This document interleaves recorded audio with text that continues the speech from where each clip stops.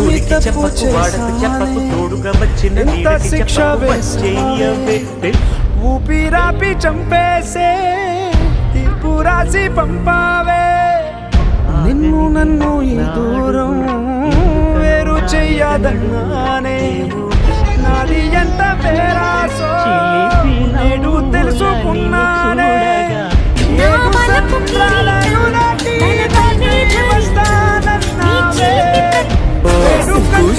కట్టుకొని చెడు వీరు మెరిసినట్టు పొట్లంగట్టిన బిర్యా నువ్వు చెప్పేది నాకు అర్థం కావట్లేదు అనుకుంటున్నావా?